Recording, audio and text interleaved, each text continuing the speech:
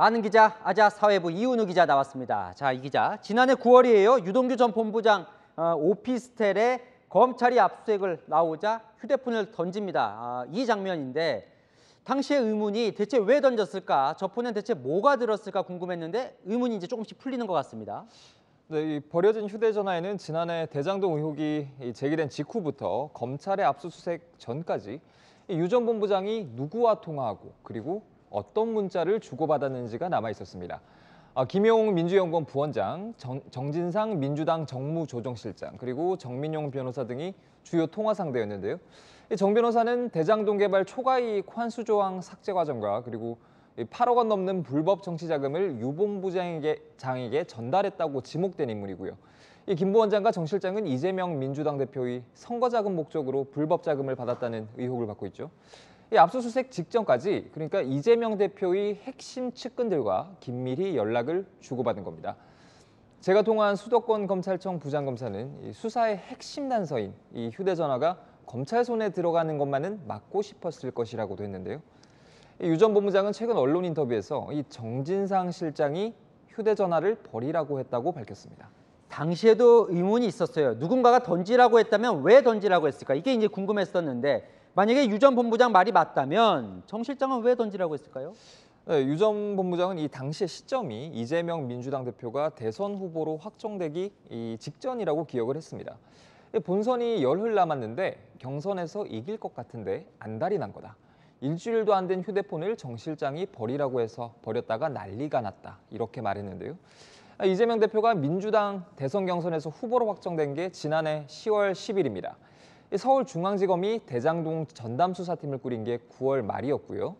유 전 본부장은 이 휴대전화에서 수사 단서가 나오면 이재명 대표의 경선에 불리한 영향을 줄까 봐 이 정진상 실장이 버리라고 한 거라고 주장하고 있는 거죠. 당시 통화 과정에서 이 김용 부원장에게 대선 자금 명목으로 건네졌다는 8억 원 관련한 대화가 오갔을 수도 있다는 관측도 나옵니다. 자, 이런 의문도 있었죠. 이재명 당시 후보가 이제 국정감사장에서 언론에 보도가 되지 않았던 이 압수수색 당시 상황을 아는 듯하게 이야기를 한 게 있었거든요. 어떻게 알았을까? 이것도 사실 의문이었어요. 네, 이재명 당시 후보가 압수수색 전후 이 유동규 전 본부장의 상황에 대해 자세히 말하자 당시 이 야당 의원들이 추궁을 좀 했는데요. 들어보시죠. 그 유동규가 자살약을 먹고 누워 있었다. 그렇게 본인밖에 알 수 없는 상황을 어떻게 이렇게 잘 아세요? 정진상 실장님이 보고해 준 겁니까? 제가 가까이 있는 사람들과 아는 사이 아니겠어요? 누가 그렇게 보고를 주셨어요? 잘 기억이 안 납니다.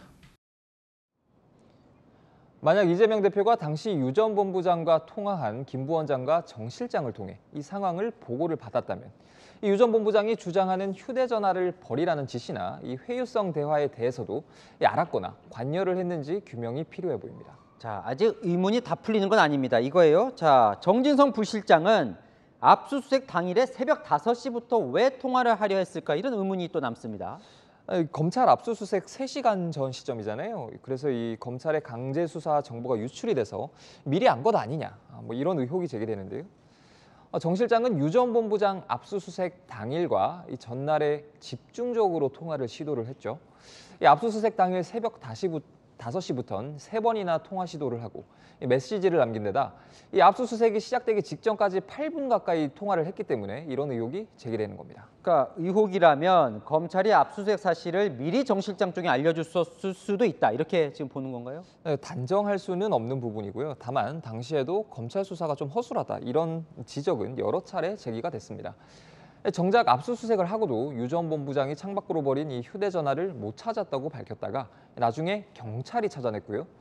당시 윗선으로 지목된 성남시청 압수수색도 적기를 놓쳤다는 비판을 받기도 했습니다.